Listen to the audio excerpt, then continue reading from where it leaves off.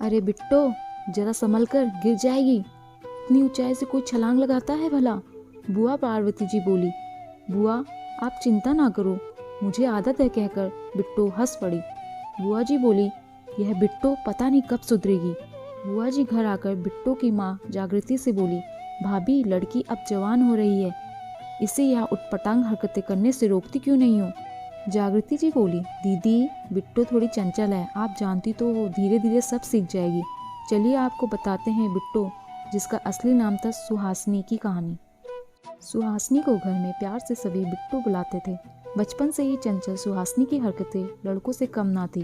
घर में दादा दादी, बुआ पार्वती, जो कम उम्र में विधवा हो जाने के कारण हमेशा के लिए मायके चली आई थी, माता पिता और छोटा भाई गप्पू रहते थे। रात को सुहासिनी जब सबके साथ बैठकर फैमिली सीरियल कुमकुम कहानी घर घर की, और क्योंकि सास भी कभी बहू थी, यह देखती तो खूब जोरों से हंसती और कहती, मम्मा, सीरियल में कुछ भी बताते हैं, बस बहू को टारगेट किया जाता है, जैसे कि बहू ना हो कोई घर की विलन हो।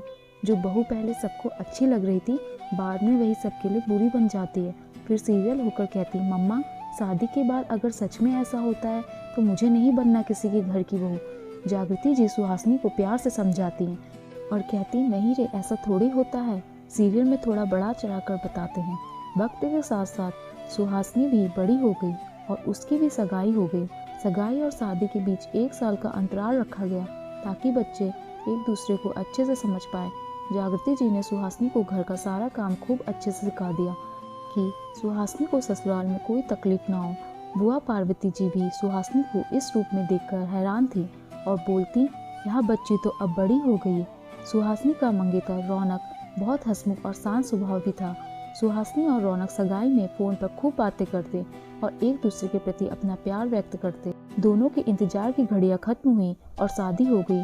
सुहासिनी की सास अमृता जी और ससुर मनोहर जी सुहासिनी जैसी बहू पाकर खुश थे। सुहासिनी ने आते ही घर की सारी जिम्मेदारियां अपने हाथ में ले ली, अपने काम से सभी को खुश कर दिया। सास ससुर बाहर के लोगों और रिश्तेदारों से सुहासिनी की तारीफ करते थकते नहीं थे। सुहासिनी ने 2 जुड़वा बच्चों को जन्म दिया। अब सुहासिनी और व्यस्त रहने लगी। घर के सारे काम ठीक तरह से करने के बावजूद भी अब सास अमृता जी का मुंह टेढ़ा रहता और वह ताने मारने का एक मौका ना छोड़ती। एक दिन तो कुछ रिश्तेदारों के सामने मनोहर जी और अमृता जी बोले, आजकल के बेटे बहू तो बस खुद के बारे में सोचते हैं, खुद का परिवार जैसे ही पूरा हुआ नहीं कि घर के बुजुर्गों के प्रति उनका कोई ध्यान ही नहीं है। हस्ती को उनकी यह बात बहुत बुरी लगी। वह सोचने लगी, इतने सालों तक वह बस दूसरों के लिए ही जीती आई थी, सास ससुर पति और अब बच्चे। पति रौनक कहते, यार सुहासिनी, रात को थोड़ा सच संवर कर रहा करो, पहले कितनी सुंदर लगती थी, अब देखो कैसे पेट निकल आया है, हमेशा घर के कपड़ों में कैसे भी रहती हो, पति को खुश रखना भूल ही गई हो। तुम्हें ऐसे देखकर जो मूड होता है वह भी खराब हो जाता है। इतने सालों से उसने अपने आप पर ध्यान देना बंद कर दिया था, फिर भी कोई उससे खुश ना था। घर की चलती फिरती मशीन बनकर रह गई थी वह बस।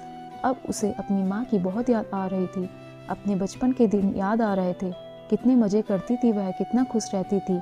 सुहासिनी ने जागृति जी को फोन लगाया और माँ की खैर खबर लेने लगी। जागृति जी बोली, मैं तो एकदम ठीक हूँ, तू तो ठीक है ना? माँ के यह शब्द बेटी के मन को झकझोर गए और वह रो पड़ी और बोली, माँ, सीरियल में थोड़ा बढ़ा चढ़ा कर जरूर बताते हैं, मगर मैं कहती थी वह बात बिल्कुल सही थी। जो बहू सभी के लिए पहले इतनी अच्छी होती है, वह बाद में उतनी बुरी कैसे बन जाती है। बेटी के मन की व्यथा सुन जागृति जी की आंखें भर आई। वह बोली, बेटा, संघर्षों का नाम ही जिंदगी है, थोड़े बहुत दुख के दिन नहीं आएंगे तो इंसान सुख की कीमत कैसे समझ पाएगा। सुहासिनी बोली, हाँ माँ, मैं जानती हूँ, आपसे बेहतर मोटिवेशन मुझे कोई नहीं दे सकता।